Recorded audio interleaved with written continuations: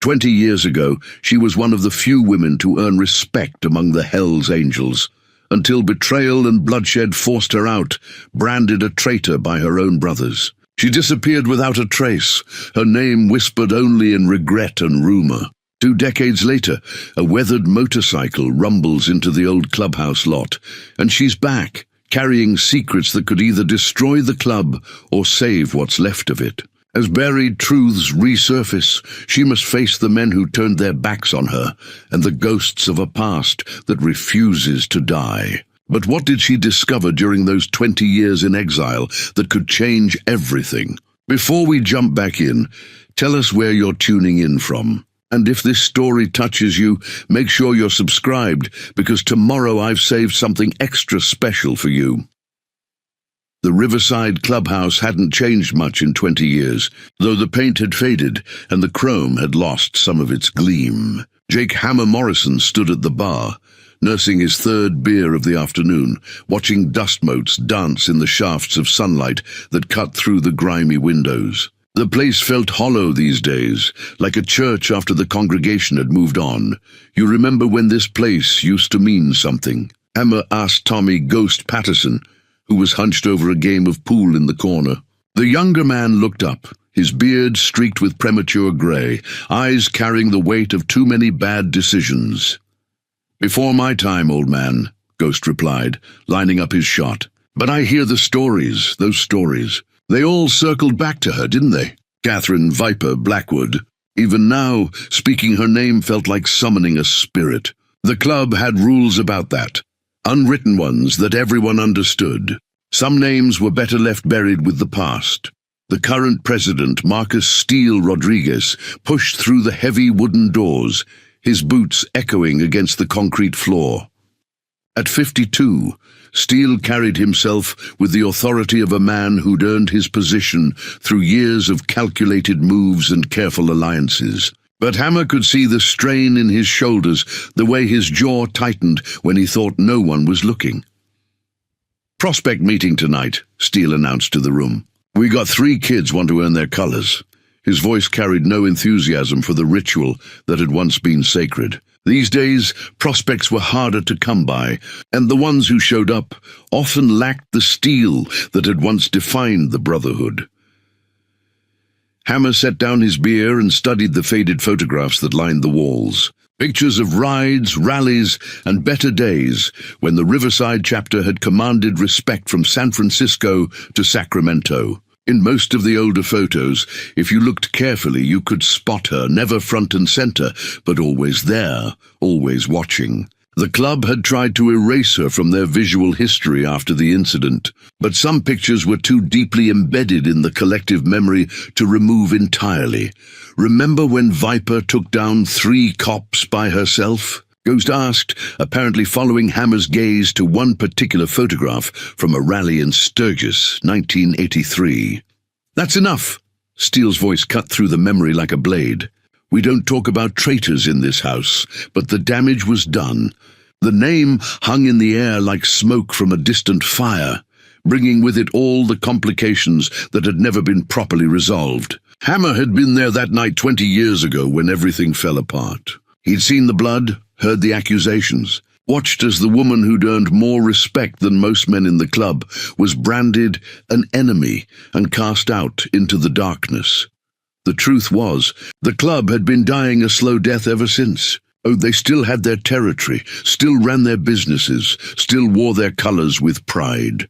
But something essential had been lost that night in 1985. Something that couldn't be replaced with new prospects or fresh blood. Steele walked to the window that overlooked the parking lot, his reflection ghostly in the dusty glass. "Times change," he said more to himself than to the others. "Clubs got to change with them." Hammer finished his beer and stood up, joints protesting after too many years on the road and too many nights sleeping rough. Change. That was one word for it. But some changes cut so deep they left scars that never quite healed properly. The Riverside chapter had been hemorrhaging members for years, young riders choosing other clubs or going independent, rather than pledging loyalty to what many saw as a declining organization. "Maybe change ain't always a choice," Hammer said quietly, pulling his colors tight around his shoulders. Maybe sometimes it just comes looking for you, whether you're ready or not. Steele turned from the window, something unreadable flickering in his dark eyes. What's that supposed to mean?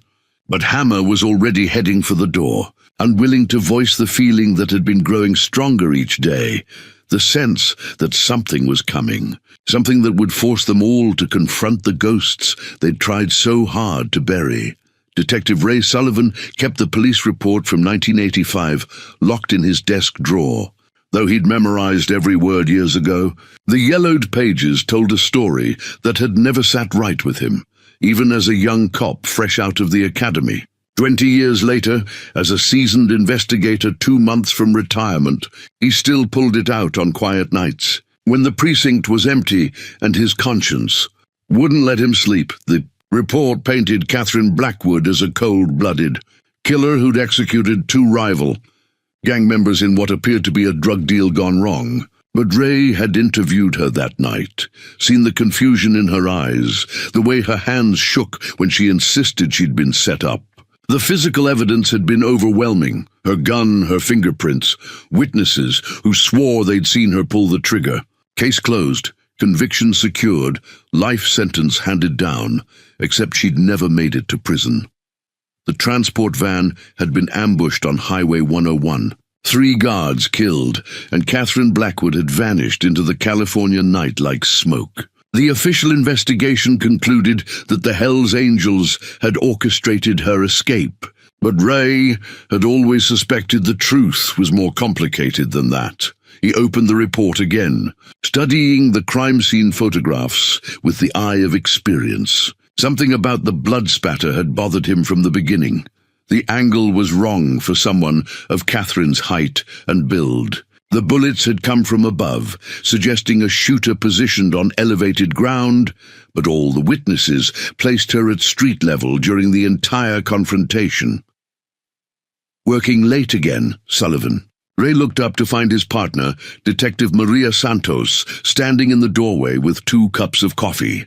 She'd been asking questions about the Blackwood case for months, ever since rumors started circulating about unusual activity around the old Hells Angels territories. Just reviewing old files, Ray said, accepting the coffee gratefully. You know how it is, cases that never feel quite finished. Maria settled into the chair across from his desk, her dark eyes curious. The biker case, the one where the woman disappeared? Catherine Blackwood. Ever hear that name before you joined the force? Only in whispers. Some of the older guys act like she was the boogeyman. Maria leaned forward, lowering her voice. But I've been doing some digging of my own. You know there were 3 other similar cases in the 2 years before her arrest? Same setup, rival gang members killed, evidence pointing to Hells Angels members, convictions that seemed almost too clean. Ray felt his pulse quicken. What happened to those other members? That's the interesting part. 2 died in prison fights within 6 months. The 3rd was found dead in his cell, apparent suicide. Maria pulled out a thin file folder. But here's what really caught my attention. All 4 cases were investigated by the same detective, Frank Morrison, Hammer's older brother. Retired 6 months after the Blackwood case closed, moved to Arizona, bought a ranch with cash. Maria spread the files across Ray's desk. Lot of cash for a detective's pension. Ray studied the documents, pieces of a puzzle he'd been trying to solve for 2 decades, finally starting to align. Frank Morrison had been a legend in the department, a cop who always got his man, whose cases never fell apart in court. But looking at these files with fresh eyes, the pattern was impossible to ignore. Someone was paying him to frame Hells Angels members, Ray said quietly. But why? Territory war. Think about it. Take out the most dangerous members of the club, the ones with real loyalty and fighting skills, and you weaken the entire organization. Maria tapped one of the photographs. Catherine Blackwood wasn't just any member. Word is she was their best strategist, their most effective enforcer. Taking her down sent a message. Ray closed the report and locked it back in his drawer. So who benefits when the Hells Angels lose their edge? Same people who always benefit, whoever wants to move into their territory. Maria gathered up the files. But here's the thing that's keeping me awake at night. Those territories are heating up again. Word on the street is someone's been asking questions, stirring up old business. What kind of questions? The kind that suggests someone with intimate knowledge of club operations is back in town. Maria stood up, her expression troubled. The kind that suggests Catherine Blackwood might not be as dead as everyone assumed. The knife lay wrapped in oiled cloth at the bottom of Steele's footlocker, its blade still bearing the dark stains that 20 years hadn't been able to wash clean. He unwrapped it carefully, as he did every few months when the memories became too heavy to carry alone. The weapon told a story different from the one in the police reports, different from the one the club had agreed to tell. Steele had been Catherine's closest ally in those days, back when the Riverside chapter commanded respect from every criminal organization on the West Coast. She'd saved his life more times than he could count, pulled him out of situations where lesser men would have died or disappeared forever. The brotherhood they'd shared had been real, forged in blood and sealed with trust that ran deeper than family bonds. The knife belonged to Vincent Reaper Carbone, a soldier from the Torino crime family who'd been muscling in on Hell's Angels territory in the summer of 1985. Catherine had gone to meet him that night, not to kill him, but to negotiate a peaceful resolution to the escalating conflict. Steele remembered her words as she checked her weapon before leaving. Sometimes the strongest move is knowing when not to fight. But something had gone wrong. When Steele and two other members arrived at the warehouse 20 minutes later, they'd found Catherine standing over Reaper's body, the knife in her hand, blood on her clothes. Two other Torino soldiers lay dead nearby, killed with precision that spoke of military training rather than street violence. "They were already dead when I got here," she'd said, her voice hollow with shock. Someone set this up. Steele had wanted to believe her. Part of him still did. But the evidence had been overwhelming, and the witnesses, 3 solid citizens who'd sworn they'd seen Catherine kill all 3 men, had been unshakable in their testimony.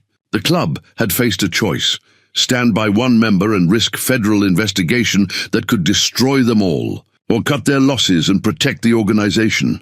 They'd chosen survival. Steele wrapped the knife again, his hands steadier than his conscience. The vote had been close, closer than anyone outside the inner circle knew. But in the end, fear had won over loyalty. Fear of federal prosecution, fear of losing everything they'd built, fear of a woman who'd proven herself more ruthless than any man in the club. The irony wasn't lost on him. In casting out their most effective protector, they'd guaranteed their own slow decline.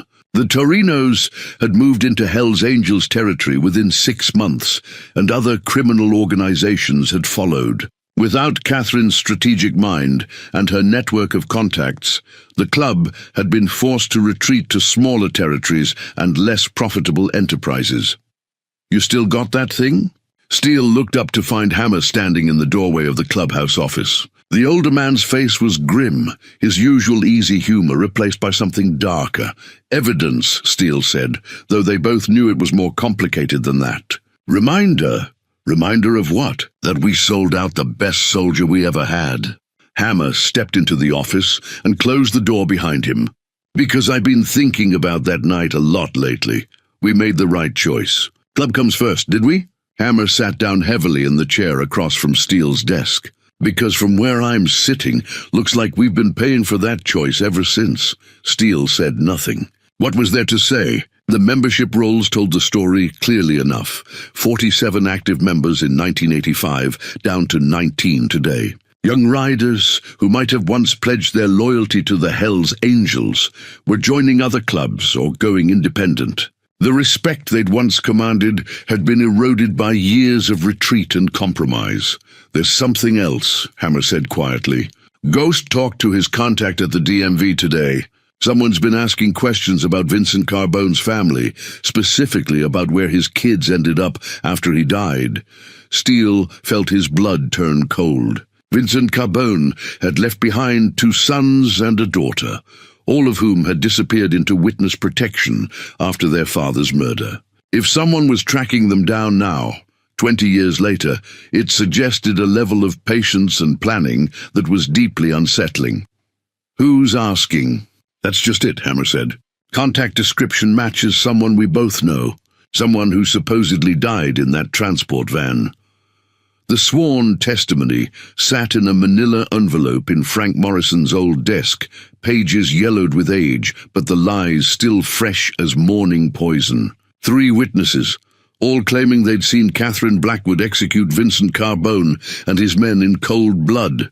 3 upstanding citizens who'd appeared out of nowhere to seal her fate with their carefully rehearsed statements. What they hadn't known was that Catherine had been recording everything, the small digital recorder she'd hidden in her jacket pocket that night had captured 12 minutes of conversation, enough to prove that Carbone was already dead when she arrived at the warehouse. But more importantly, it had recorded the voice of the real killer, a voice she recognized. A voice that belonged to someone she'd trusted with her life, Frank Morrison, Detective Frank Morrison, who'd been feeding information to the Torino family for 3 years in exchange for a retirement fund that would set him up in Arizona. Frank Morrison, who'd arranged the meeting between Catherine and Carbone specifically to frame her for murders he'd committed himself. She'd hidden the recorder in a safety deposit box before the arrest, along with photographs that documented Morrison's meetings with Torino, lieutenants and bank records, showing deposits that matched exactly with the dates of major drug seizures that had mysteriously disappeared from evidence lockers. She'd planned to use the evidence to expose the corruption that ran through the police department like a cancer. But she'd never gotten the chance. The transport van ambush had been real enough, though not orchestrated by the Hells Angels, as the official reports claimed. Morrison had arranged it himself, intending to eliminate the only witness who could connect him to the Torino family. What he hadn't counted on was Catherine's own escape plan, her network of contacts outside the club, who owed her favors that went back years. She'd spent 2 decades in the shadows, building a new identity, gathering more evidence, waiting for the right moment to return. The sworn testimony that had convicted her was just the beginning of a conspiracy that reached deeper into law enforcement than anyone imagined. Detective Ray Sullivan was one of the few honest cops left in the department, which was why Catherine had been feeding him information anonymously for months. Small details at first, enough to make him start asking questions about his former partner's sudden wealth and early retirement. She needed someone inside the system she could trust when the time came to reveal everything. The irony was that Steele and the other club members had made the right choice for the wrong reasons. Standing by her in 1985 would have brought down federal investigation that would have exposed not just the club's activities, but Morrison's corruption and his connections to organized crime. The club would have been destroyed, but justice might have been served. Instead, Morrison had disappeared into comfortable retirement. The Torino family had expanded their territory, and Catherine had become a ghost story that haunted everyone who'd known the truth about that night. She'd learned patience in exile, learned to think in decades rather than days. Every move had been calculated, every piece of evidence carefully preserved and documented. She tracked down the 3 witnesses who'd testified against her, learned their real identities and the payments they'd received for their perjured testimony. 2 had died of apparent natural causes over the years, their guilty consciences eating them alive. The 3rd had suffered a nervous breakdown and spent 8 years in a psychiatric facility. Mumbling about dead bikers and blood money, the safety deposit box key hung on a chain around her neck now. The weight of it a constant reminder of the justice that had been denied for 20 years. Inside that box was enough evidence to bring down not just Frank Morrison, but the entire network of corrupt cops and organized crime figures who'd profited from her exile. But first, she had to confront the brothers who'd turned their backs on her. The men who'd chosen their own survival over the truth. The Hells Angels Code demanded loyalty above all else, and that loyalty had been tested and found wanting on the night they'd voted to cast her out. The time for patience was over. The time for reckoning had begun. She'd returned to collect a debt that 20 years of interest had made almost impossible to repay. The wedding ring on a chain had been Danny's idea, a promise that love could survive even the violent world they'd chosen to inhabit. Catherine fingered the smooth gold band as she sat in her motel room, remembering the night he'd proposed in the parking lot behind the clubhouse after a particularly brutal confrontation with a rival gang. "This life ain't easy on relationships," he'd said, his knuckles still bloody from the fight. "But I figure if we can make it through tonight, we can make it through anything." Danny Saint Rodriguez had been Steele's younger brother, a prospect then who'd earned his colors through a combination of fearless riding and unwavering loyalty to the club. He'd also been the only man Catherine had ever trusted completely, the one person who'd seen past the reputation and the carefully constructed walls to the woman underneath. They'd planned to leave together after the Vincent Carbone situation was resolved. Danny had grown tired of the escalating violence, the way criminal activity was slowly consuming what had once been a brotherhood, built on mutual respect and shared passion for the open road. He'd saved enough money to buy a small garage in Oregon, somewhere they could start over and build something real away from the constant threat of arrest or assassination. The night of her arrest had destroyed those dreams as completely as it had destroyed her life. Danny had been the only club member to speak in her defense during this emergency meeting that followed her arraignment. While the others focused on protecting the organization, he'd stood up and declared his belief in her innocence, demanding that the club hire the best lawyers and fight the charges rather than abandon her to the system. "She's family," he'd argued, his voice carrying the passion that had always defined him. "We don't throw away family based on testimony from strangers." But family, as Catherine had learned that night, was conditional. When the federal prosecutor had made it clear that standing by her would result in a RICO investigation that could dismantle the entire club, family bonds had proven less important than institutional survival.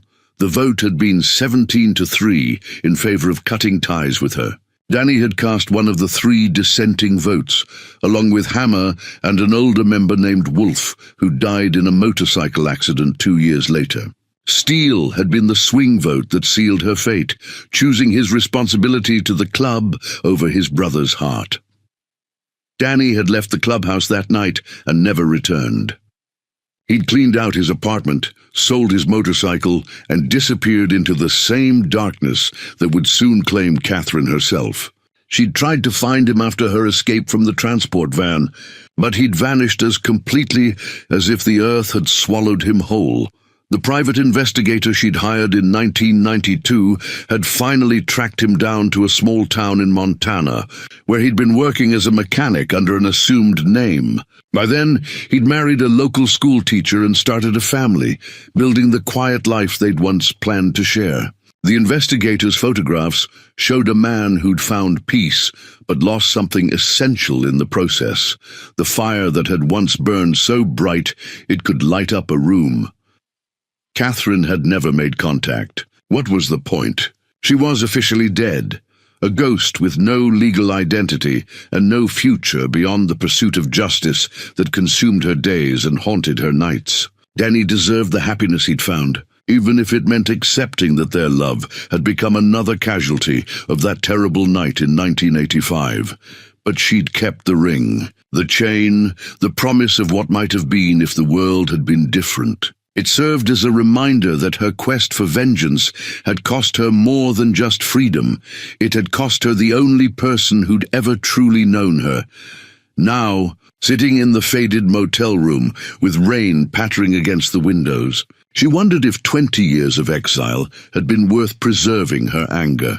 The evidence in the safety deposit box could destroy the men who'd framed her, but it couldn't restore what she'd lost. Justice might be served, But love, real love, was gone forever. She tucked the chain back inside her shirt and reached for the photograph of the current Riverside chapter that she'd obtained from a contact in the DMV. Tomorrow, she would walk back into the world that had cast her out, carrying 20 years of pain and the tools necessary to balance the scales. Some debts, she'd learned, could only be paid in full. The unsigned letter had been written and rewritten 100 times over 20 years, each version trying to capture feelings that seemed too large for words. Catherine folded it carefully and slipped it into her jacket pocket as she kicked her Harley to life in the motel parking lot. The engine's rumble was different now, deeper and more menacing than the bike she'd ridden in her youth. 2 decades of modifications had turned it into something that reflected the woman she'd become.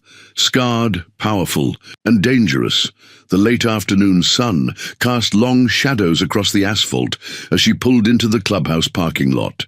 The familiar sight of motorcycles lined up in perfect formation brought back memories that cut like broken glass. Some of the bikes she recognized: Hammer's vintage shovelhead, Ghost's customized Sportster with the skull and crossbones paint job. Others belonged to faces she'd never seen, new members who'd joined a club that existed only as a shadow of its former self. She shut off the engine and sat quietly for a moment, studying the building that had once been her second home. The paint was faded, several windows were cracked, and weeds grew through cracks in the foundation. The decline was visible even from the outside, a physical manifestation of the rot that had set in after her departure. The first person to notice her was Tommy "Ghost" Patterson, who stepped out of the side door carrying a case of beer. He froze when he saw her, the bottles slipping from his hands and shattering on the concrete. The sound echoed across the parking lot like gunshots. "Jesus Christ," Ghost whispered, his face going pale beneath his beard. "It can't be." Catherine removed her helmet slowly, letting her grey-streaked hair fall loose around her shoulders. 20 years had changed her. There were lines around her eyes, scars on her hands that hadn't been there before, and a hardness in her expression that spoke of experiences no one should have to endure. But her eyes were the same, still carrying the intelligence and determination that had once made her indispensable to the club's operations. "Hello, Tommy," she said, her voice carrying easily across the quiet lot. "You look older." Ghost backed toward the clubhouse door, never taking his eyes off her. "You're dead. The transport van, the guards, everyone said you died in the crash." Everyone said a lot of things. Catherine swung her leg over the bike and stood up, her movements deliberate and controlled. Most of them were lies. The clubhouse door burst open, and 3 more members spilled out, drawn by Ghost's obvious distress. She recognized 2 of them, Jake "Hammer" Morrison, looking every one of his 60-plus years, and Marcus "Steel" Rodriguez, whose dark eyes widened with something that might have been fear or guilt or both. The third man was younger, maybe 35, with the kind of eager expression that marked him as someone still trying to prove himself. He reached for the gun tucked under his jacket, but Hammer grabbed his wrist before he could draw it. "Easy, prospect," Hammer said quietly. "Nobody's shooting anybody today, but Hammer, I know who she is." Hammer released the younger man's wrist and stepped forward, his weathered face unreadable. "Catherine. Been a long time." Not long enough, apparently. Steele emerged from behind the others, his hand resting casually on his belt near his own weapon. "You got some brass showing up here after what you did," Catherine laughed, a sound devoid of humor. "After what I did? That's rich coming from you. You killed 3 men in cold blood, brought heat down on the club that took us years to shake." Steele's voice carried the authority of leadership, but Catherine could hear the uncertainty underneath. "Cost us members, territory, respect, and you believe that story? All of you?" Catherine's gaze moved from face to face, cataloguing the mix of fear, anger, and confusion she saw there. "Even after everything we'd been through together, you believed I'd throw it all away for a drug deal." "Evidence doesn't lie," Steele said, but his conviction seemed forced. "No, it doesn't, but people do. People lie all the time, especially when they're being paid enough." Catherine reached into her jacket pocket and pulled out the folded letter, holding it up so they could see it. "I've spent 20 years collecting the truth about that night. Want to hear it?" The silence stretched between them like a taut wire, 20 years of unresolved anger and betrayal hanging in the air. Finally, Steele stepped forward, his hand moving away from his weapon. "I think you better come inside." The coded journal contained 20 years of meticulous documentation, written in a cipher that Catherine had developed during her first year in hiding. She opened it on the scarred wooden table in the clubhouse's main room. The pages filled with symbols and numbers that meant nothing to casual observers, but told a story of corruption that reached deeper than anyone had imagined. Steele poured himself a whiskey and gestured for her to sit, though his posture remained tense and ready for trouble. The other members had retreated to the bar area, close enough to hear but far enough away to avoid being directly involved if the conversation turned violent. 20 years is a long time to hold a grudge, Steele said, settling into the chair across from her. Long time to plan revenge. This isn't about revenge. Catherine traced one of the coded entries with her finger, remembering the night she'd written it. This is about justice. There's a difference, though I don't expect you to understand it anymore. Hammer approached the table, carrying 2 cups of coffee, setting one in front of Catherine without being asked. The gesture was small, but it carried weight in the tense atmosphere of the room. "Appreciate it." "Jake." Catherine accepted the coffee and took a sip, noting that he'd remembered how she liked it, black with just a touch of sugar. Some things apparently hadn't changed completely. "So what's in the book?" Hammer asked, settling into a third chair despite Steele's obvious disapproval. Catherine flipped to a specific page and began translating the coded symbols. March 15th, 1987. Detective Frank Morrison meets with Angelo Torino at the Riverside Marina. Morrison provides advance warning of Federal Drug Task Force operations scheduled for March 20th. Payment, $50,000. Deposited in Bank of Arizona account under the name Francis Morell. Steele's whiskey glass stopped halfway to his lips. "You're saying Frank Morrison was dirty?" "I'm saying Frank Morrison was the dirtiest cop in California, and your brother Danny found out about it 2 weeks before my arrest." Catherine turned several pages, her finger finding another entry. April 2nd, 1987. Danny Rodriguez photographs Morrison entering private meeting with Vincent Carbone. Carbone appears agitated, shows Morrison photographs of Catherine and Steele, leaving previous meeting location. "That's impossible," Steele said, but his voice lacked conviction. "Danny never said anything about Morrison being compromised, because Danny was smart enough to know that going to the authorities would get him killed." Catherine closed the journal and met Steele's eyes directly.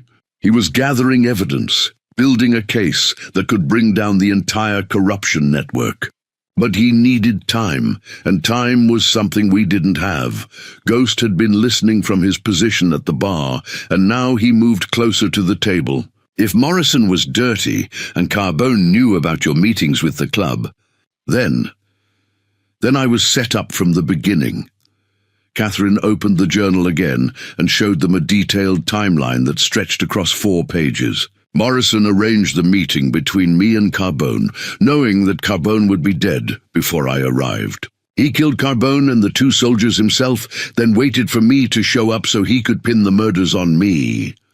"But the witnesses," Steele protested. 3 people saw you kill those men.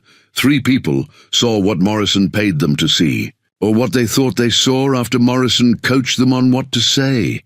Catherine pulled a small tape recorder from her jacket and set it on the table. "I recorded everything that night, including 12 minutes of conversation that proves Carbone was already dead when I arrived." Hammer stared at the recorder as if it were a poisonous snake. "You've had evidence of your innocence for 20 years and never used it. Evidence without context is just noise. I needed to understand the full scope of the conspiracy before I could expose it." Catherine's fingers drummed against the table. Morrison wasn't working alone. He had connections throughout the police department, the district attorney's office, even some federal agencies. Taking him down required taking down the entire network, so why come back now? Steele asked. Why not just turn everything over to the authorities and let them handle it? Catherine's smile was cold and predatory. Because the authorities include some of the same people who benefited from my exile. And because there's something else you need to know about that night. She flipped to the final page of the journal, where a single name was written in plain English rather than code. Danny didn't disappear after my arrest because he was heartbroken or disillusioned. Catherine's voice was steady, but Steele could see the pain in her eyes. He disappeared because Morrison had him killed. The FBI badge belonged to Agent Sarah Chen, though that wasn't the name on the false identification she'd been using to infiltrate the Riverside chapter for the past 8 months. She joined as Sarah Collins, a mechanic from Sacramento, looking to patch over from a smaller club that had disbanded after a federal raid. Catherine had spotted her within minutes of entering the clubhouse, recognizing the subtle tells that marked federal law enforcement, the way she held herself, the careful positioning that kept exits in view, the practiced ease with which she deflected personal questions. 20 years of living off the grid had taught Catherine to read people the way others read books. You've got a problem, Catherine said quietly to Steele as they watched the woman who called herself Sarah Collins polish chrome near the back of the room. Bigger than you know. Steele followed her gaze and frowned. Sarah's good people. Been riding with us since last winter. Proved herself in 2 different situations. Sarah's federal. Probably Drug Enforcement Administration. Possibly FBI. Catherine kept her voice low, aware that even whispered conversations could be monitored if the agent was wearing recording equipment. She's documenting your operations, building a case for prosecution. That's paranoid talk, Steele said, but Catherine could see doubt creeping into his expression. What makes you so sure? Because I've been tracking federal investigations into motorcycle clubs for 15 years. It's how I stayed ahead of them while I was building my case against Morrison. Catherine pulled out a small notebook and flipped to a page covered with names and dates. Agent Sarah Chen, DEA, specialized in long-term undercover operations targeting organized crime. She's been inside 4 different clubs over the past decade, and every one of them got hit with federal indictments within a year of her departure. Hammer had been listening from nearby, and now he moved closer to their table. You saying she's here to take us down? I'm saying she's here because someone wants this club destroyed, and they're using federal resources to do it. Catherine closed the notebook and studied the agent more carefully. The question is whether she's here because of my return, or if my return is timed to coincide with whatever operation she's been building. Steele's face had gone pale. If you're right, if she's federal, then everything we've said tonight is already on tape, yes. Catherine's voice remained calm, but her eyes were calculating. Which means we need to be very careful about how we handle this situation. The prospect who tried to draw his gun earlier approached their table, his young face tight with confusion and anger. I don't get it. If this Collins woman is a cop, why don't we just take care of the problem?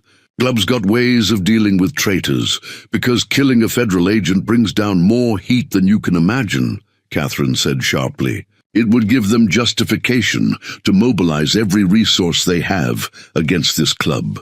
You'd all be dead or in prison within 6 months. So what do you suggest? Steele asked. We can't just let her keep gathering evidence. Catherine was quiet for a long moment, her mind working through possibilities and complications. The timing of Agent Chen's presence wasn't coincidental.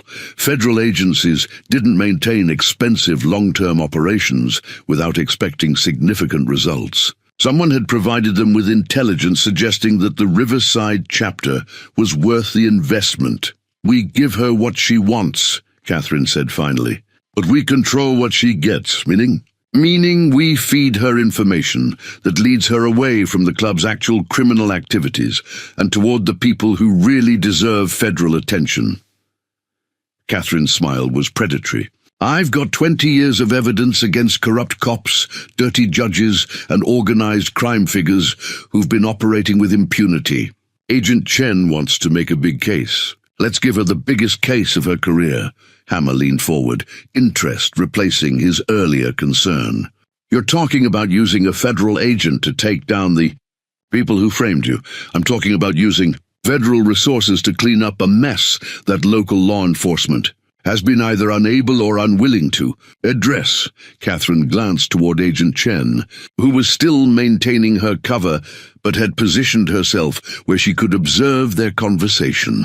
The question is whether this club is ready to do the right thing, even if it means admitting you were wrong 20 years ago.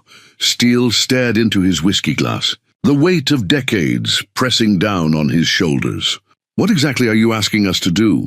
The offshore bank records were tucked inside a waterproof envelope that Catherine had retrieved from a safety deposit box in Reno 3 days earlier. She spread the documents across the table, each page representing another thread in the web of corruption that had destroyed her life and continued to poison everything it touched. Morrison didn't just take money for looking the other way, Catherine explained, pointing to a series of transactions dated between 1983 and 1986. He was actively participating in money laundering operations for 3 different criminal organizations. The Cayman Islands account received deposits totaling over $2 million during that period. Steele studied the bank statements, his expression growing darker with each page. $2 million is serious money, more than any street cop could explain away, which is why he had to disappear after my case was closed. Too many people were starting to ask questions about his sudden wealth. Catherine pulled out another set of documents. But Morrison wasn't the only one benefiting from the arrangement. The new papers showed a complex network of shell companies and offshore accounts, all connected to a single source of funding that appeared to originate from legitimate businesses, but followed money laundering patterns that Catherine had learned to recognize during her years in exile. Judge Robert Henley, who presided over my trial, Catherine said, circling a name on one of the documents. District Attorney Michael Torres, who prosecuted my case. Detective Lieutenant Paul Russo, who supervised Morrison's investigations. They all received payments through this network. Hammer shook his head in disgust. The whole system was rigged from the beginning, worse than rigged. They were using the justice system as a weapon to eliminate competition and protect their criminal enterprises. Catherine gathered the papers and organized them into neat stacks. Every Hells Angels member who got convicted during that period was set up to remove them from territories that these men wanted to control. Ghost had been listening from the bar, but now he approached the table with a beer in his hand and worry written across his face. If all this is true, if they were that organized and that powerful, what makes you think you can bring them down now? Because I'm not trying to bring them down through the same corrupt system that protected them before. Catherine's voice carried a confidence that came from years of careful planning. I'm going to use their own greed against them. She pulled out a final document, this one recent enough that the ink still looked fresh. Morrison made a mistake 6 months ago. He came out of retirement to consult on a federal task force investigation. Officially, he was advising on motorcycle club operations. Unofficially, he was steering the investigation away from certain criminal organizations while targeting others. Which means he's still active, Steele said, understanding beginning to dawn in his eyes, which means he's still vulnerable. Morrison thinks he's untouchable because he's got federal protection now, but that protection depends on his value as a consultant. If someone were to provide evidence that he's been lying to federal agents about his own criminal history, the feds would turn on him faster than a hungry snake, Hammer finished. But providing that evidence would require someone with credibility, someone the federal agents would believe. Catherine's smile was cold and satisfied. Someone like Agent Sarah Chen, for instance. Someone who's already invested months in building a case and needs Something bigger than a declining motorcycle club to justify the expense of her operation. You want to give our evidence to the federal agent who's been spying on us? Ghost's voice carried disbelief. That's insane. That's strategy, Catherine corrected. Chen is here because someone told federal agencies that the Riverside chapter was worth investigating. I'm betting that someone was Morrison, trying to eliminate one of the last loose ends from his original conspiracy. Steele finished his whiskey and set the glass down with deliberate care. So we give Chen what she needs to take down Morrison and his network, and in exchange, the federal investigation shifts focus from this club to the real criminals. Chen gets the biggest corruption case in California history. Morrison and his co-conspirators go to prison where they belong, and the Riverside chapter gets a chance to rebuild its reputation. And you get your revenge, Steele added. Catherine's expression hardened. I get justice. There's still a difference, even if it's a subtle one. She began gathering the documents, her movements precise and economical. The question is whether this club is ready to trust me enough to see this through. The medical records were the hardest evidence for Catherine to review, each page documenting abuse that had been systematically covered up by people who were supposed to protect the innocent. She'd obtained them through a contact at San Francisco General Hospital, a nurse who'd been horrified by what she'd witnessed but too frightened to speak. Out until Catherine had provided her with protection and a way to expose the truth safely. Jennifer Morrison was 14. When she first came to the emergency room, Catherine said, her voice carefully controlled as she read from the file. Broken ribs, concussion, internal bleeding. The attending physician noted injuries consistent with severe physical abuse. But Detective Frank Morrison convinced the hospital administrators that his daughter's injuries were the result of a motorcycle accident. Steele's face had gone ashen. Morrison's daughter? Frank Morrison beat his wife and children for years, using his position as a police detective to intimidate anyone who might report the abuse. Catherine turned the page, revealing photographs that made Hammer look away in disgust. The hospital records show 17 different visits over a 6-year period. Broken bones, burns, cuts requiring stitches. Every incident explained away as accidents or the children's clumsiness. Ghost had moved closer to the table, his usual cockiness replaced by genuine horror. Where are the kids now? Jennifer died by suicide at 17, 3 months after her father's retirement to Arizona. She left a note detailing years of abuse and specifically naming the doctors, social workers, and police supervisors who'd ignored the evidence because of her father's badge. Catherine's hands were steady, but her voice carried 20 years of suppressed rage. Her younger brother Marcus survived, but he spent 8 years in psychiatric facilities trying to recover from the trauma. Jesus Christ, Steele whispered. And nobody ever prosecuted Morrison for this. Hard to prosecute a man when half the witnesses are dead and the other half are too terrified to testify. Catherine closed the medical file and pulled out another document. But Marcus Morrison grew up, got clean, and started talking to federal investigators about his father's criminal activities. He's been providing information to the FBI for 3 years.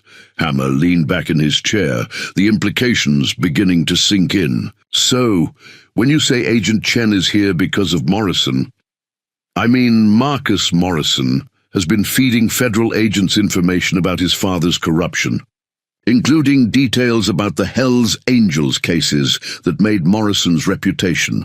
Catherine spread out a series of emails and text messages. Marcus doesn't know about the offshore bank accounts or the money laundering network, but he knows enough about the false evidence and perjured testimony to get federal attention.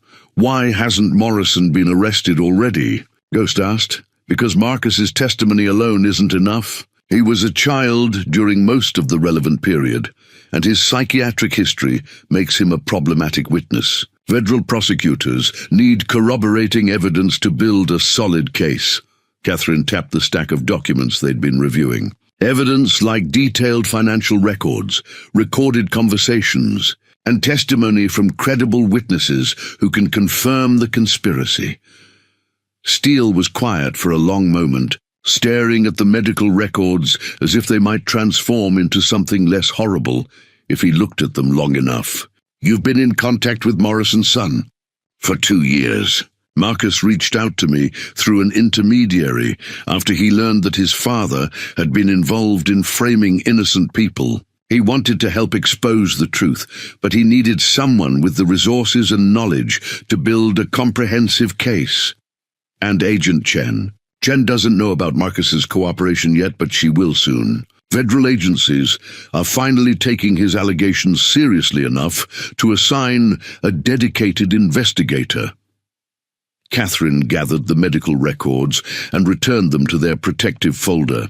"The investigation was already moving forward when I decided to return.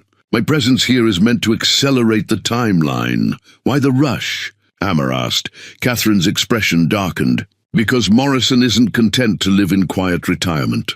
He's been consulting with federal agencies on new cases, using his supposed expertise on motorcycle clubs to target other chapters across the country. Every month he remains free, more innocent people get destroyed by his lies. So what's the next step?" Steele asked. "The next step is deciding whether this club is ready to face the truth about what really happened 20 years ago, and whether you're willing to help me ensure that Frank Morrison finally pays for all the lives he's destroyed." The wire recording device was no bigger than a cigarette pack, but it represented technology that could expose 20 years of carefully buried secrets. Catherine held it up to the light, examining the sophisticated electronics that had replaced the crude tape recorder she'd used in 1985. "This is what Agent Chen has been using to document conversations in the clubhouse," Catherine explained to Steele and Hammer. "I found it taped under the bar last night after everyone went home." Steele's jaw tightened. "She's been recording us this whole time?" "For 8 months, according to the device's memory log. Every conversation, every meeting, every casual comment about club business." Catherine set the device on the table between them. "The question is what we do with this information." Hammer picked up the recorder and turned it over in his weathered hands. "We could confront her directly, let her know we're onto her game. Or we could use it to our advantage," Catherine said, her tactical mind already working through possibilities. "Chen thinks she's gathering evidence against the club, but what if we made sure she was gathering evidence against the right targets?" The clubhouse was quieter than usual this morning. Most of the members had jobs or other obligations that kept them away during weekday mornings, leaving only the core leadership to discuss the implications of Catherine's revelations. Agent Chen had left an hour earlier, claiming she had to pick up parts for her motorcycle. But Catherine suspected she was meeting with her federal handlers to update them on the previous night's developments. "I've been thinking about what you said last night," Steele said, pouring coffee from the pot that had been brewing since dawn, "about using Chen's investigation to target Morrison and his network. It makes sense, but it's also dangerous as hell. Everything worth doing is dangerous," Catherine replied. "The question is whether the risk is justified by the potential outcome." Ghost emerged from the back room, where he'd been working on his bike, grease staining his hands and concern written across his face. "I talked to my contact at the DMV this morning. Someone's been running background checks on current club members, specifically looking for outstanding warrants or parole violations. Federal fishing expedition," Hammer said grimly. "They're looking for leverage, trying to find members they can flip," Catherine nodded. "Standard procedure for building conspiracy cases. Find the weakest links and apply pressure until someone breaks. So what's your plan?" Steele asked. "How do we turn this around?" Catherine pulled out a small notebook and began sketching a timeline on one of the pages. "We give Chen what she needs to build a corruption case against Morrison, but we do it in a way that protects the club and directs federal attention where it belongs." Meaning we stage conversations for her benefit. We discuss Morrison's crimes in detail, provide her with information about his criminal network. and make it clear that the club was victimized by corrupt law enforcement rather than being the primary criminal organization. Ghost wiped his hands on a rag and joined them at the table. That's a hell of a gamble. If Chen figures out we're manipulating her, then we're no worse off than we are now, Catherine said. But if it works, we accomplish three things at once. We clear the club of federal suspicion, we expose the real criminals, and we get justice for everyone Morrison destroyed over the years. Steele was quiet for several minutes, weighing the risks and benefits of Catherine's proposal. Finally, he looked up from his coffee and met her eyes directly. There's something I need to tell you first. Something about the night you were arrested that you don't know. Catherine felt her pulse quicken, but she kept her expression neutral. What about it? Danny didn't just disappear after your arrest. He came to see me 3 days later, said he had evidence that would clear your name and expose Morrison's corruption. Steele's voice was heavy with guilt. I told him to drop it, to let sleeping dogs lie. I was afraid that pursuing it would bring more heat down on the club. And he told me he was going to the federal authorities with or without the club's support. Said he couldn't live with the injustice. Steele met Catherine's eyes, his own filled with regret. That was the last time anyone saw him alive. Catherine's hand tightened around her coffee cup, but her voice remained steady. You think Morrison had him killed to protect the conspiracy? I think Danny Rodriguez died because I was too much of a coward to do the right thing 20 years ago, Steele said quietly. And I think it's time we finally honored his memory by finishing what he started. The suicide note was written in Danny's careful handwriting, the same neat script that had once left love letters in Catherine's motorcycle helmet. She'd found it among Frank Morrison's personal effects after hiring a private investigator to search the retired detective's Arizona property, hidden in a safety deposit box that Morrison had thought was secure.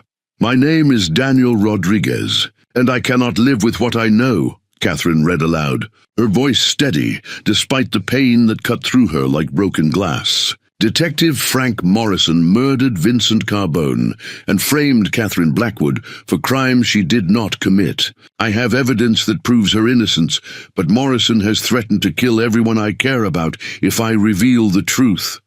Steele's face had gone gray. 20 years of suppressed guilt finally finding expression. Danny wrote that. 3 days before his death, according to the date. Catherine continued reading.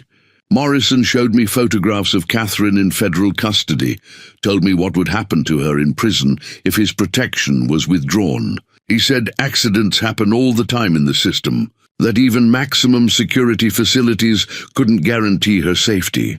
Hammer stood up abruptly and walked to the window, his shoulders shaking with suppressed emotion. That son of a bitch used Danny's love for you as a weapon.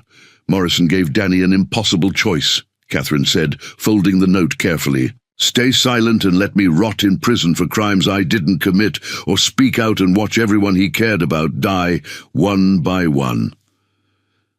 So Danny chose a third option, Ghost said quietly. He removed himself from the equation.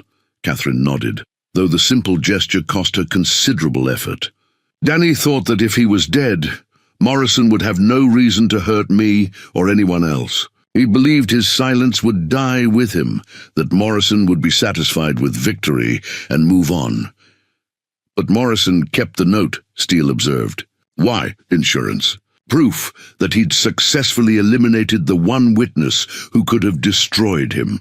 Catherine pulled out a photograph of Morrison's safety deposit box, showing the note alongside other documents. He kept trophies of all his victories. Financial records, photographs, personal items from people he'd destroyed or killed. The clubhouse fell silent, except for the distant sound of traffic on the interstate. Each man was processing the revelation in his own way, trying to reconcile the Danny they'd known, loyal, passionate, incapable of betraying his friends, with the broken man who'd chosen death over compromise. There's more, Catherine said, her voice barely above a whisper. Danny didn't just write about Morrison's crimes. He documented everything he'd learned about the corruption network, including names of other cops, judges, and prosecutors who were involved. She pulled out photocopies of additional pages, Danny's careful documentation spanning 3 single-spaced sheets. He'd been investigating on his own for months, building a case that would have exposed the entire conspiracy. Morrison killed him not just to protect the secret about my framing, but to prevent exposure of a criminal network that reached into every level of law enforcement. 20 years, Steele said, his voice hollow. We could have cleared your name 20 years ago if I'd just listened to him. Danny's death isn't your fault, Catherine said firmly. Morrison was a professional killer who'd been eliminating threats for years. Danny was brave, but he was also naive about how deep the corruption went. What about the evidence Danny gathered? Hammer asked, turning back from the window. Is any of it still useful? Most of it, yes. Danny was thorough, and many of the people he identified are still alive and still active in the system. Catherine organized the documents into neat stacks. Combined with the evidence I've gathered over the past 20 years, it's enough to bring down the entire network. Ghost leaned forward, his expression intense. So we're really going to do this? Take on federal agents, corrupt cops, organized crime figures? We're going to finish what Danny started, Catherine said, her voice carrying the conviction of someone who'd spent 2 decades preparing for this moment. We're going to make sure his death meant something. Steele reached across the table and touched the suicide note gently, as if it were a sacred relic. How do we start?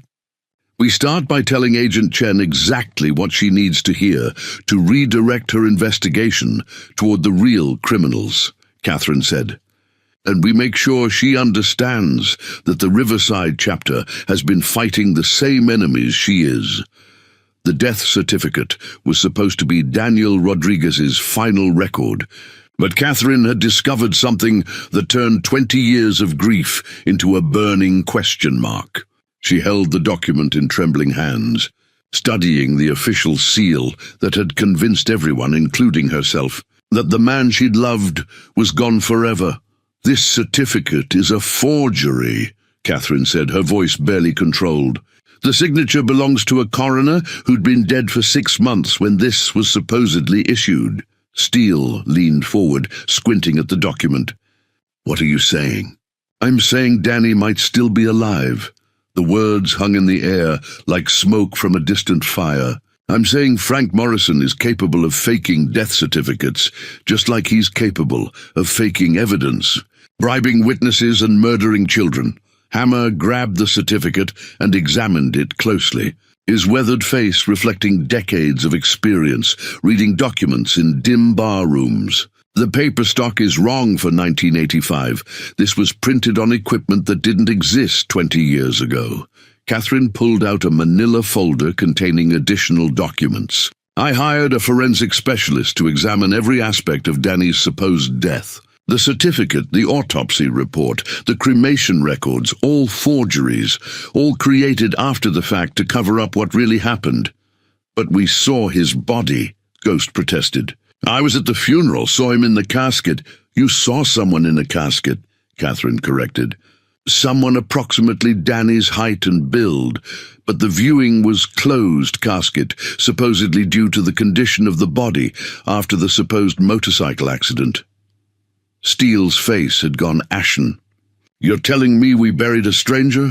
I'm telling you that Frank Morrison needed everyone to believe Danny was dead, including Danny himself.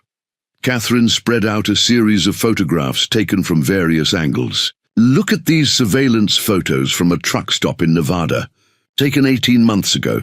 The images were grainy, but the figure captured by the security camera bore an unmistakable resemblance to Danny Rodriguez. Though 20 years older and bearing the scars of hard living, the man was walking with a slight limp, his hair grey and his face weathered, but his distinctive profile was unchanged.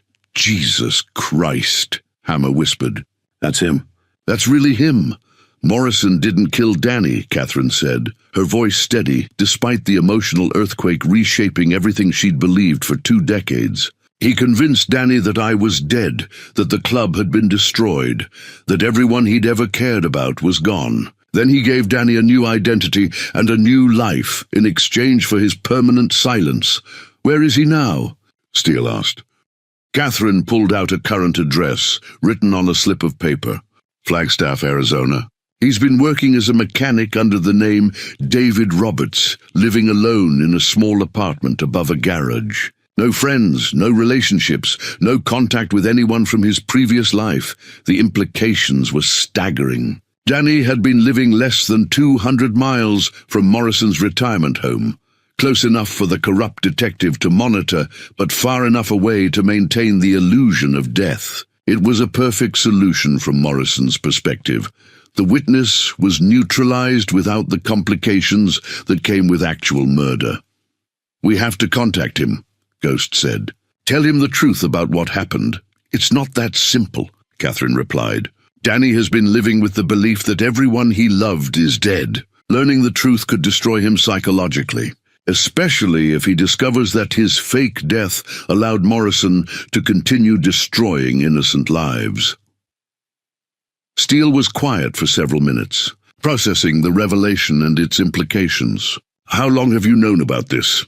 "I suspected something was wrong 6 months ago when I started investigating Morrison's activities in Arizona. Danny's supposed death never made sense. He was too careful a rider to die in a simple motorcycle accident, and the circumstances were too convenient for Morrison's purposes." Catherine gathered the documents and returned them to their folder. "But I needed to be certain before I told anyone. The hope that Danny might be alive was too dangerous to share without proof." "What's our next move?" Hammer asked. "Our next move is using this information to destroy Morrison completely," Catherine said. "Danny's fake death is evidence of conspiracy, kidnapping, and fraud. Combined with everything else we've uncovered, it's enough to ensure that Morrison spends the rest of his life in federal prison." "And Danny?" Catherine's expression softened slightly. "Danny deserves to know the truth, but he also deserves to choose his own path forward. We can't make that decision for him." Steele stood up and walked to the window, staring out at the parking lot where motorcycles sat in neat rows like chrome sentinels. 20 years of believing my brother was dead because of my cowardice. 20 years of Morrison manipulating all of us, Catherine corrected. But that ends now. The weapons cache map was hand-drawn on the back of a Nevada State Highway Patrol citation, sketched in Morrison's distinctive handwriting during what appeared to be a moment of paranoid planning. Catherine had found it tucked inside a hollowed-out law enforcement manual in Morrison's Arizona study, hidden among legitimate police resources like a viper among garden snakes. "Morrison's been stockpiling weapons for 15 years, Catherine explained, tracing the crude diagram with her finger. "Military-grade hardware, enough firepower to equip a small army. Some of it stolen from police evidence rooms, some purchased through illegal arms dealers." Steele studied the map, noting locations marked throughout Arizona and Southern California. "What's he planning to do with all this?" "Insurance policy. Morrison knows that his criminal empire is built on a foundation of lies and murder. He's been preparing for the day when everything comes crashing down." Catherine pulled out photographs of the weapons cache she'd managed to locate using the map. Machine guns, explosives, armor-piercing ammunition, enough to fight a war. The photographs showed wooden crates stacked in what appeared to be an abandoned mine shaft.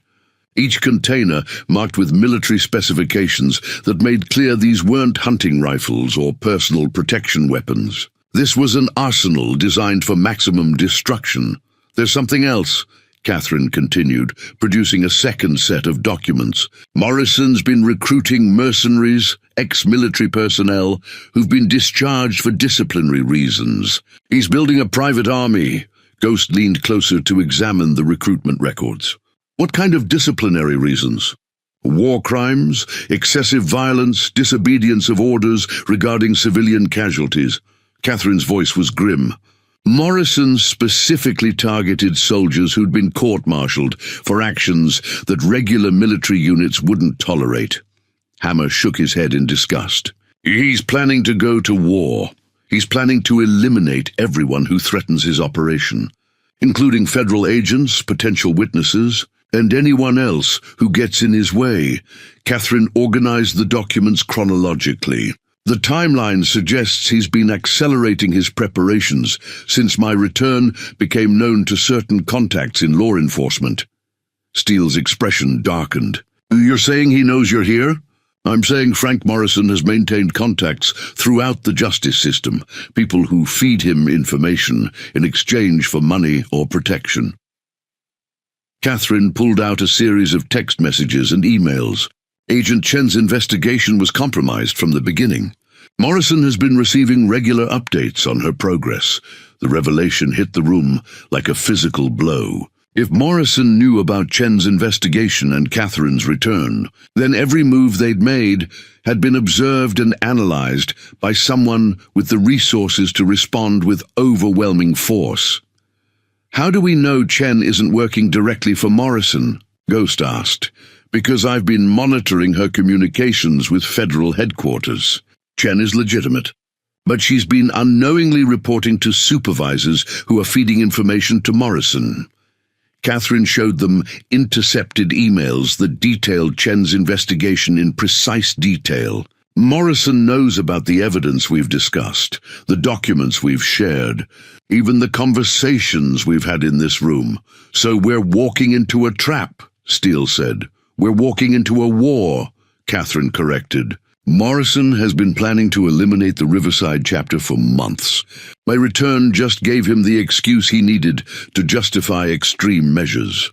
Hammer stood up and began pacing, his military training evident in the way he analyzed tactical situations. How many men does Morrison have? At least 20 that I've been able to identify, probably more. All experienced combat veterans, all equipped with military weapons, all willing to kill law enforcement officers if necessary. Catherine's voice was steady, but her eyes reflected the gravity of their situation. They've been conducting surveillance on club members for weeks, mapping your routines, identifying vulnerabilities. Why hasn't he moved against us already? Steele asked. Because Morrison is methodical. He wants to eliminate everyone at once, leaving no witnesses and no loose ends. Catherine pulled out aerial photographs of the clubhouse and surrounding area. He's been planning a coordinated assault that would make it look like a gang war gone wrong, with federal agents caught in the crossfire. Ghost's face had gone pale. Chen is expendable in Morrison's eyes. Her death would be blamed on the club, justifying federal retaliation that would wipe out any remaining evidence of his crimes. Catherine folded the weapons cache map and tucked it into her jacket. Morrison gets rid of his enemies, eliminates potential witnesses, and emerges as a heroic consultant who tried to prevent a tragedy. So what do we do? Steele asked. Catherine's smile was cold and predatory. We give Morrison exactly what he's expecting, but not in the way he's expecting it. We're going to turn his own plan against him. The original club charter was yellowed with age, its edges worn from decades of handling. But the words written in careful script by the founding members in 1962 still carried the weight of sacred law. Catherine spread it across the table like a battle standard, the faded ink spelling out principles that had been forgotten in the years since her exile. Brotherhood above all else, Catherine read aloud, her finger tracing the first article of the charter. Loyalty to those who earn it, protection for those who need it, justice for those who deserve it. Steele stared at the document as if seeing it for the first time. I haven't looked at this thing in 20 years. Because it became inconvenient, Catherine said, though her voice carried understanding rather than accusation. Hard to justify abandoning a sister when the charter explicitly forbids it. Easier to forget the rules than to admit you'd broken them. Hammer moved closer to read over her shoulder. Article 7. No member shall be cast out without proof of betrayal, witnessed by 3 brothers and confirmed by majority vote. Evidence must be presented, challenged and verified before judgment is rendered. Morrison made sure you never had time for due process, Catherine continued. He created a crisis that demanded immediate action, forced you to choose between the club's survival and my rights under the charter. Ghost had been listening from the bar, But now he approached the table with a beer in his hand and shame written across his face. We knew it wasn't right. Even at the time, we knew we were violating everything the club stood for. Fear makes cowards of good men, Catherine said. Morrison understood that. He'd been studying the club for years, learning how to manipulate the Brotherhood's deepest instincts. The charter contained 19 articles, each one addressing different aspects of club life and member responsibilities. Catherine had memorized every word during her years in exile, using the founding principles as a guide for understanding how far the Riverside chapter had fallen from its original ideals. Article 12. She continued reading. The club exists to protect the innocent and punish the guilty, to stand against corruption in all its forms, and to serve as brothers in a world that would see us divided. Danny used to quote that one, Steele said quietly. Said it was the reason he joined the club in the first place. Catherine felt the familiar pang of loss, though it was tempered now by the knowledge that Danny might still be alive. Danny understood what the club was supposed to represent. That's why Morrison had to neutralize him before he could expose the corruption. She turned to the final page of the charter, where the original members had signed their names in a ceremony that had taken place in this very building. Their signatures were faded but still legible, a testament to men who'd believed in something larger than themselves. The charter requires the club to seek justice when one of its own has been wronged, Catherine said. Not revenge, not retaliation, but justice. There's a difference. What kind of difference? Steele asked. Justice serves the truth. Revenge serves the ego. Catherine folded the charter carefully and held it against her chest. Morrison deserves to be punished for his crimes, but not because of what he did to me personally. He deserves punishment because of what he's done to innocent people over the years. The clubhouse fell quiet except for the distant sound of motorcycles on the interstate. Each man was wrestling with his own conscience, trying to reconcile 20 years of compromise with the principles they'd sworn to uphold when they'd first earned their colors. Agent Chen is on her way here, Hammer said, checking his watch. Should be arriving within the hour, Catherine nodded.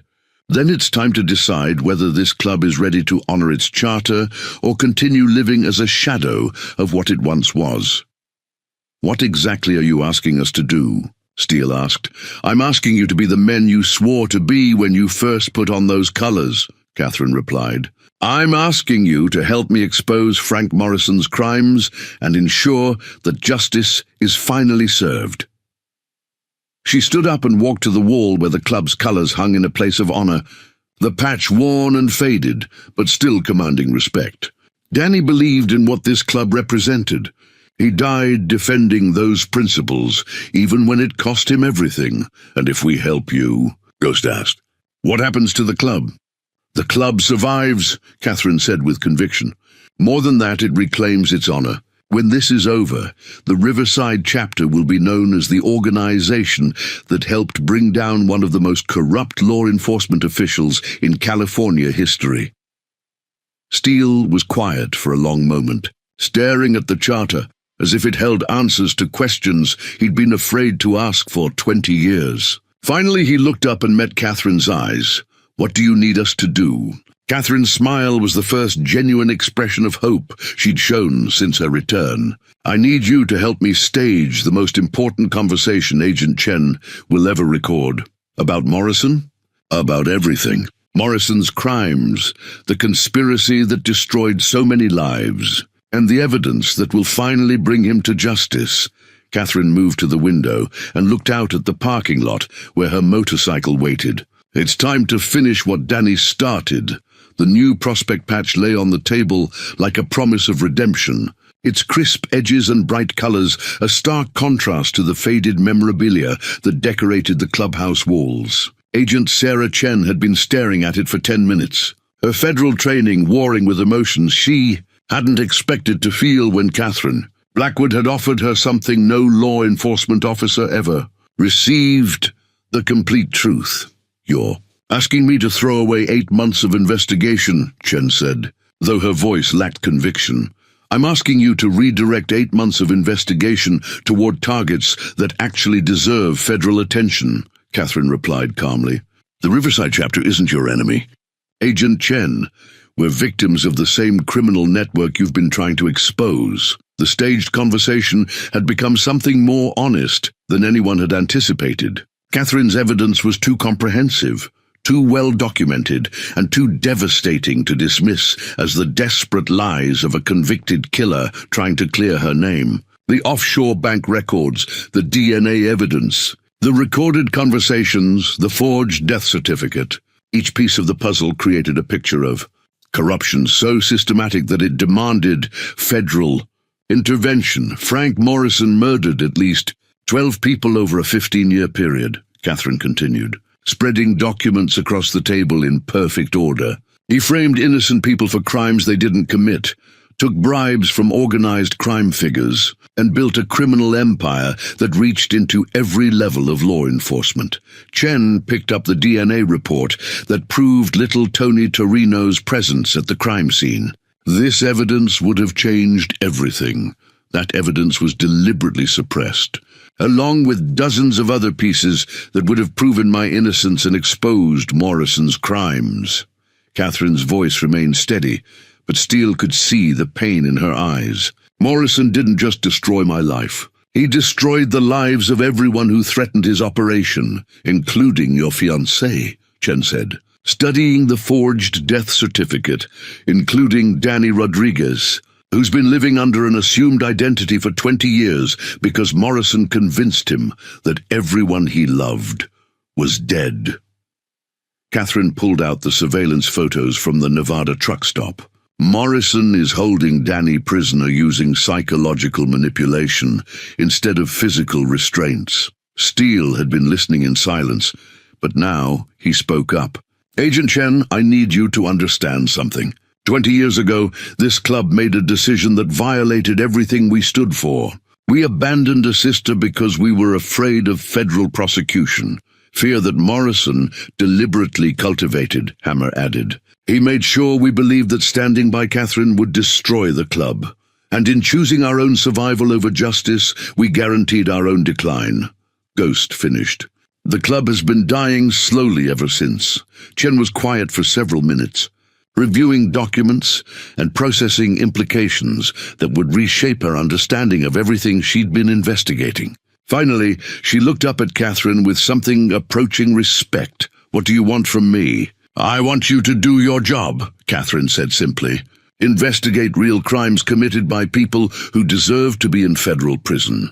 Use your resources to expose corruption that local authorities have been unable or unwilling to address. And in exchange, the Riverside chapter provides full cooperation with your investigation into Morrison and his network. We testify honestly about what we've learned, we turn over evidence we've collected, and we help you build the biggest corruption case in California history. Chen picked up the prospect patch and examined it closely. The symbolism wasn't lost on her, an offering of membership in an organization she'd been trying to destroy. A gesture of trust from people she'd been deceiving for 8 months. There's something you should know, Chen said finally. Frank Morrison has been feeding information to certain supervisors in my agency. He knows about my investigation, and he knows about your return. We suspected as much, Catherine replied. How long before he moves against us? Based on the communication patterns I've observed, probably within the next 48 hours. Chen's expression was grim. Morrison's been positioning this as a preemptive strike against a dangerous motorcycle gang that's threatening to kill federal agents. Steele felt his blood turn cold. He's planning to murder you and blame it on us. That was his plan, Chen confirmed. But your evidence changes everything. Instead of investigating the club, I'm going to be requesting federal protection for key witnesses in a major corruption case. Catherine stood up and walked to the window, studying the parking lot where her motorcycle waited. Morrison made one crucial mistake. He assumed that 20 years of exile had broken my spirit and destroyed my ability to think strategically. What kind of mistake? Chen asked. He assumed I came back for revenge, Catherine said, turning back to face the room. But I came back for justice. And justice requires witnesses, evidence, and the full weight of federal law enforcement. She moved back to the table and placed her hand on the charter. Agent Chen, would you be willing to wear a wire when you report to your supervisors about this conversation? Chen's smile was sharp and predatory. Agent Chen would be delighted to help nail the bastard who's been compromising federal investigations for 20 years.